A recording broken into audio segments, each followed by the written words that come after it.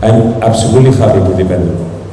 He's a great worker, a great team player, working really hard from the first day, playing every day better and better, improving every day. And I'm sure he's going to be one of the best central backs in India.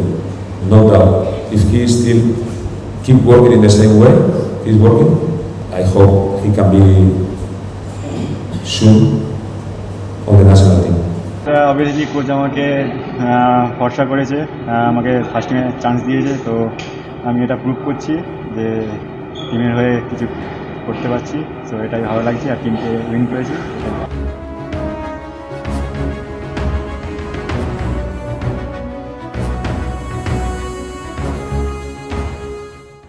और ये धोनी की हुई जी गजब grip कैसे SRMB जैसे SRMB TMT बार की win grip technology cement के साथ बनाए मजबूत पकड़। Grip is important. কোচ তো ভরসা করলেনই এবং কোচ ভরসা করার সাথে সাথে কাঙ্ক্ষিত যে গোল সেই গোলটাও অবশেষে এলো। গত বছর ডুরান্ড কাপ ফাইনালে যে ছেলেটা ট্রেনে চড়ে মোহনবাগান সমর্থক হিসাবে মোহনবাগানকে ডুরান্ড চ্যাম্পিয়ন দেখার জন্য চম্পাহাটি থেকে যুবভারতী ক্রীড়াঙ্গনে এসেছিল, সেই ছেলেটাই সবুজ বেরুন জার্সিতে প্রথম গোল করলো। হয়তো তারকার শুরু হলো বা তারকার জন্ম হলো এই ম্যাচটা থেকেই। দীপেন্দু বিশ্বাস একজন ডিফেন্ডার আজ গোল করলেন এবং যে গোল অনেক কাঙ্ক্ষিত ছিল মোহনবাগানের জন্য, এক গোলে পিছিয়ে থাকার পর সেই গোল এবং তারপর মোহনবাগানের এই জয়। অরিত্র, তুমি যখন কথাগুলো বলছিলেন আমি দর্শক বন্ধুদের মধ্যে মন দিয়ে শুনছিলাম।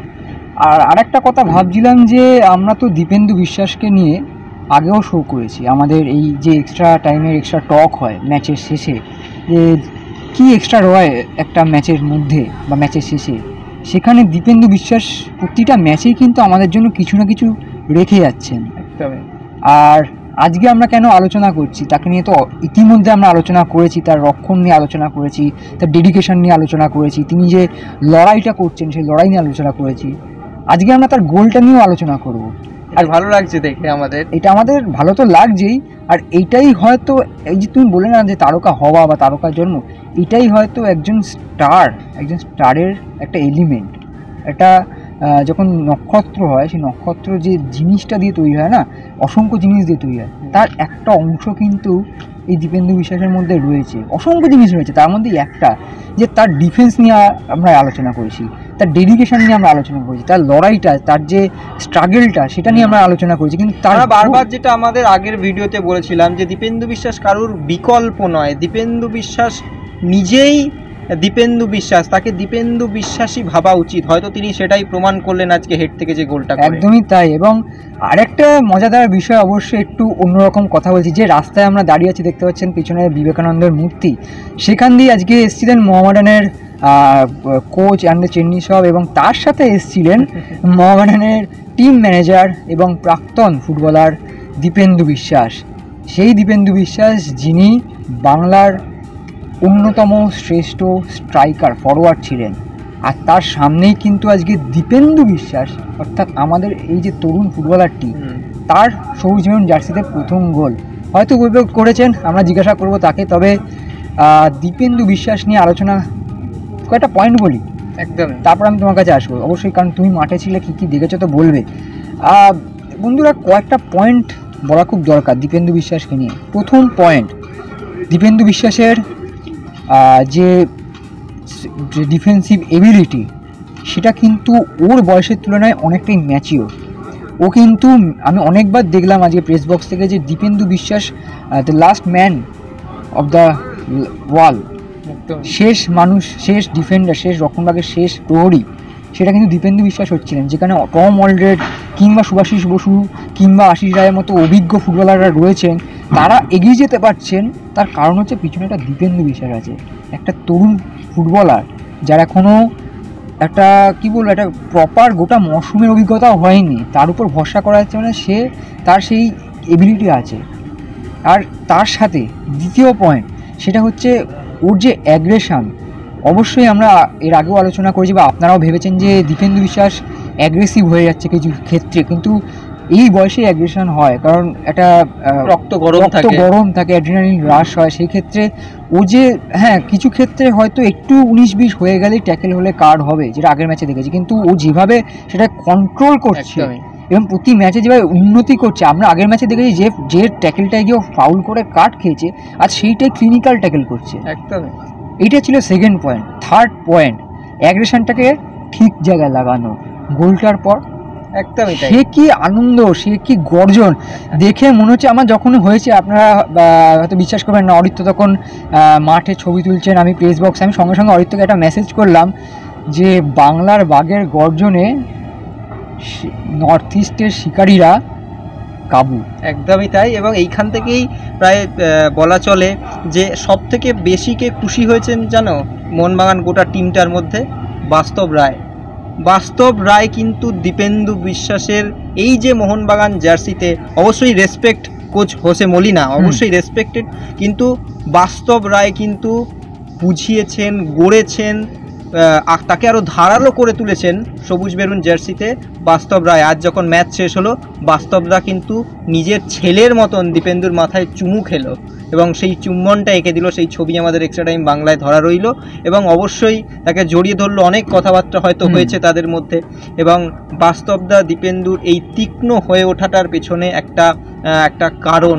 এবং আরও যেটা আমি বলে শেষ করব আজকের এই ভিডিওটা, সেটা হচ্ছে একটা ছেলে সবুজ বেরুন জার্সিতে প্রথম গোল করলো, কিন্তু এত ম্লান, এত নিশ্চুপ, এত এত এত অহংকার বোধটা এতটাই কম। ভিক্টরি ল্যাব যখন দিল, আমরা দেখে থাকি এখন ক্রিকেটে অনেক খেলোয়াড়কে দেখে থাকি, আমার অনেক ক্যাপ্টেনকে দেখে থাকি যে ট্রফি নিয়ে একেবারে শেষের দিকে দাঁড়িয়ে থাকেন, একেবারে ধারের দিকে দাঁড়িয়ে থাকেন। দীপেন্দু বিশ্বাসও কিন্তু আজ গোল করা সত্ত্বেও একেবারে টিমের ডান দিকে ধারে দাঁড়িয়ে ভিক্টরি ল্যাবটা দিল।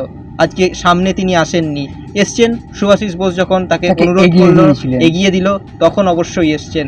এটাই হয়তো একজন তারকা, তিনি পিছনে থাকেন। এবং হয়তো দীপেন্দু এখান থেকেই উপলব্ধি করতে পারছে যে একটা গানের লাইন আমার মনে পড়ে যাচ্ছে, এখনও অনেক পথ হাঁটা বাকি বন্ধু, এখানেই সব শেষ নয় যেন।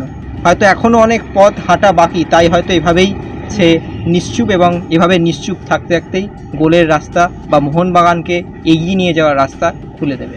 একদমই তাই। দীপেন্দু বিশ্বাসের পাশে যেভাবে কোচ বাস্তব রায়, কোচ হোসে মলিনা বা গোটা ক্লাব ম্যানেজমেন্ট রয়েছে, যেভাবে সমর্থকেরা আজকে দীপেন্দু বিশ্বাস চ্যান্ট করেছে, অবশ্যই একজন তারকাকে এগিয়ে নিয়ে যেতে সাহায্য করবে। কিন্তু আপনারা ভিডিওর শুরুতে একটা লাইন শুনলেন দীপেন্দু বিশ্বাসের, বাকিটা কি শোনানো তো অবশ্যই একদমই। দীপেন্দু প্রথম আজকে আমাদের সঙ্গে বোধহয় কথা বললো সাংবাদিকদের সঙ্গে, সেই তার প্রথম মন্তব্য শোনাবো আপনাদেরকে। হ্যাঁ, এটা অবভিয়াসলি আমার ফার্স্ট গোল মোহনবাগানে হয়ে, তো খুবই ভালো লাগছে। টিমের হয়ে গোল করেছি, আজ ম্যাচ উইন হয়েছি।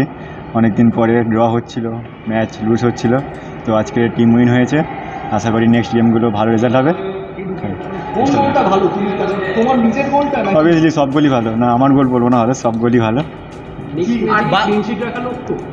অবশ্যই আমাদের ডিফেন্সিভ, আমরা ক্লিনশিট রাখতে হবে ক্লিনশিট, ঠিক আছে। আমরা অনেক চেষ্টা করছি, 100% দিচ্ছি, তো খুবই ভালো লাগছে যে টিম উইন হয়েছে।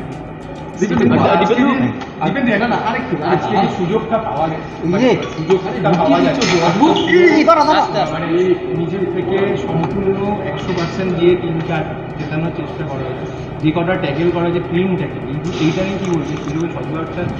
সুযোগের সদ্ব্যবহার নয়, এটা অবভিয়াসলি কোচ আমাকে ভরসা করেছে, আমাকে ফার্স্ট টাইমে চান্স দিয়েছে, তো আমি এটা প্রুভ করছি যে টিমের হয়ে কিছু করতে পারছি, তো এটাই ভালো লাগছে। আর টিমকে উইন করেছি। Extra time.